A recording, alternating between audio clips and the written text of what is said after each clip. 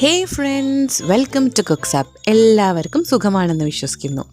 ഇന്ന് നമ്മൾ ഉണ്ടാക്കാൻ പോകുന്നത് പുറത്ത് ക്രഞ്ചി ആയിട്ട് ഉള്ളിൽ സോഫ്റ്റ് ആയിട്ടുള്ള പൊട്ടറ്റോ വെജസ് ആണ്.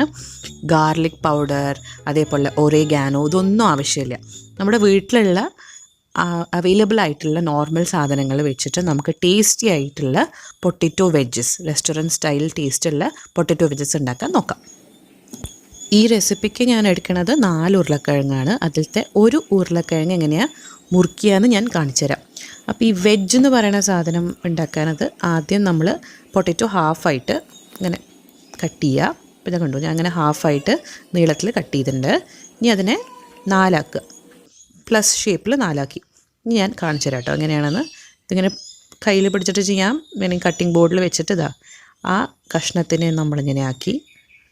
ഇനി ഇതേപോലെ തന്നെ ഇത് പെർഫെക്റ്റായിട്ട് കിട്ടാൻ വേണ്ടിയിട്ടാണ് കേട്ടോ. നിങ്ങൾക്ക് ഷേപ്പൊന്നും പ്രശ്നമില്ല വെച്ചാൽ മറ്റേ പോലെ കട്ട് ചെയ്ത് കൊടുക്കുകയും ചെയ്യാം. അല്ലെങ്കിൽ നിങ്ങൾക്ക് കട്ടിംഗ് ബോർഡിൽ വെച്ചിട്ട് ഓരോന്നായിട്ടാണ് കട്ട് ചെയ്തെടുക്കാൻ താല്പര്യം വെച്ചാൽ അങ്ങനെ വേണമെങ്കിൽ മുറിച്ചെടുക്കാം.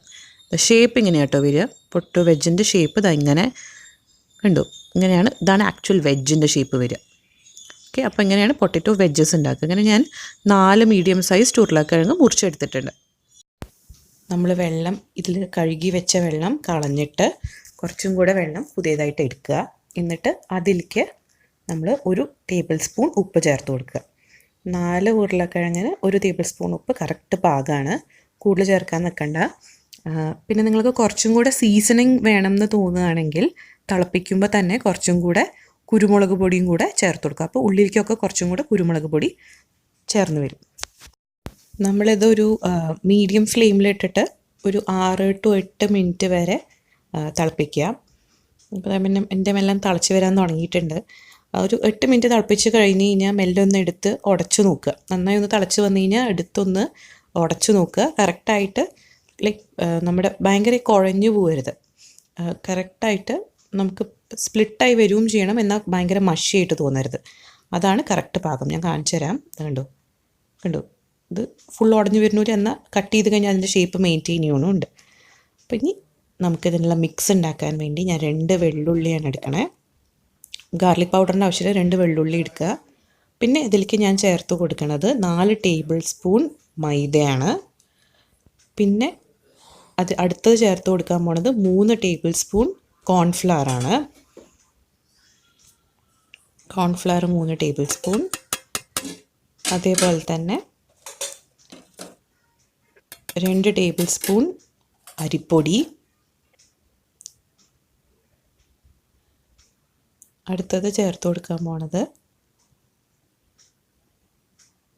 1 ടീസ്പൂൺ മുളക് പൊടിയാണ്, കാശ്മീരി റെഡ് ചില്ലി പൗഡർ.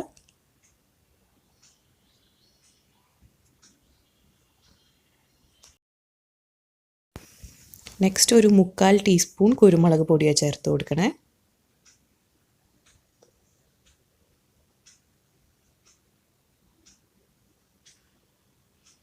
പിന്നെ ഇതിലേക്ക് ചേർത്ത് കൊടുക്കുന്നത് കുറച്ച് ഉപ്പാട്ടോ. കാരണം നമ്മുടെ മൈദയുടെ ആ കോട്ടിങ്ങിന് വേണ്ടിയിട്ട് ആവശ്യത്തിനുള്ള ഉപ്പ് മാത്രം ചേർത്ത് കൊടുക്കുക.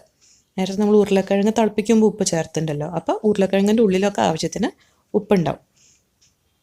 പിന്നെ ഇതിലേക്ക് ഞാൻ ചേർത്ത് കൊടുത്തിട്ടുള്ളത് 1 ടേബിൾ സ്പൂൺ അല്ലെങ്കിൽ 1 അടപ്പ് നമ്മുടെ വിനീഗറാണ് കേട്ടോ, വിനാഗിരി. പിന്നെ ആവശ്യത്തിന് വെള്ളം കുറച്ച് കുറച്ചായിട്ട് ചേർക്കുക. എന്നിട്ട് ഒന്ന് അടിച്ചെടുക്കുക. എന്നിട്ട് പിന്നെ നമുക്ക് ആവശ്യത്തിനനുസരിച്ചിട്ട് മെല്ലെ ചേർത്ത് കൊടുക്കാം.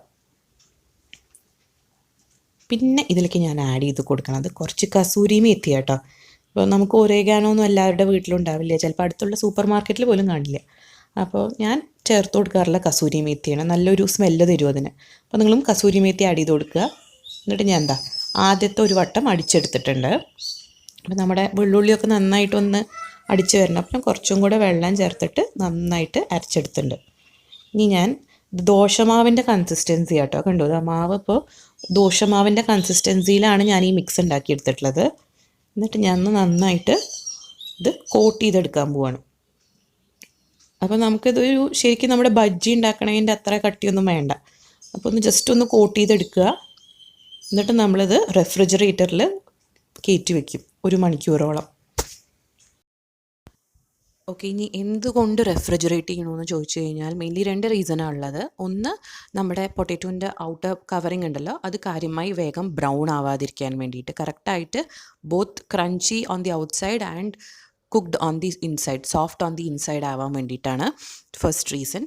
സെക്കൻഡ് റീസൺ എന്ന് പറയുന്നത്, നമുക്ക് കാര്യമായി ഓയിൽ സക്ക് ചെയ്യാൻ പാടില്ല. അപ്പോൾ അതുകൊണ്ട് നമ്മൾ ഫ്രീസ് ചെയ്ത് ഫ്രൈ ചെയ്യുമ്പോൾ നമ്മുടെ പൊട്ടാറ്റോ വെഡ്ജസ് ആണെങ്കിലും ശരി, അല്ലെങ്കിൽ നിങ്ങൾ ഫ്രഞ്ച് ഫ്രൈസ് ഉണ്ടാക്കുകയാണെങ്കിലും ശരി, അത് ഫ്രീസ് ചെയ്ത് ഉണ്ടാക്കുന്നതാണ് നല്ലത്. അപ്പോൾ കാര്യമായി ഓയിൽ അത് സക്ക് ചെയ്യില്ല. എൻ്റെ എണ്ണ ചൂടായി വന്നിട്ട് ഞാൻ ഇങ്ങനെ ഓരോന്നായിട്ട് ആഡ് ചെയ്ത് കൊടുക്കാൻ പോവാണ്. മീഡിയം ടു ഹൈ ഫ്ലെയിമിൽ വെക്കാം കേട്ടോ ഫ്രൈ ചെയ്യുമ്പോൾ. അപ്പോൾ ഓരോന്നായി ചേർത്ത് കൊടുക്കുക, അല്ലെങ്കിൽ ഒട്ടി ഒട്ടി നിൽക്കും. അപ്പോൾ ഓരോന്നായിട്ട് ചേർത്തി കൊടുക്കുക. എന്നിട്ടൊന്ന് ലൈറ്റ് ബ്രൗൺ ആയി വരാൻ തുടങ്ങിക്കഴിഞ്ഞാൽ നമുക്കിതിനെ ഷിഫ്റ്റ് ചെയ്തെടുക്കാം. നമുക്കൊരു ടിഷ്യൂ ടവലിലേക്ക് നമുക്ക് ഷിഫ്റ്റ് ചെയ്തെടുക്കാം. ഇതാ കാണണ്ടല്ലോ, ഒന്ന് ലൈറ്റ് ബ്രൗൺ ആയി വന്നു കഴിഞ്ഞാൽ അപ്പോൾ ഷിഫ്റ്റ് ചെയ്യുക ഒരു ടിഷ്യൂ ടവലിലേക്ക്.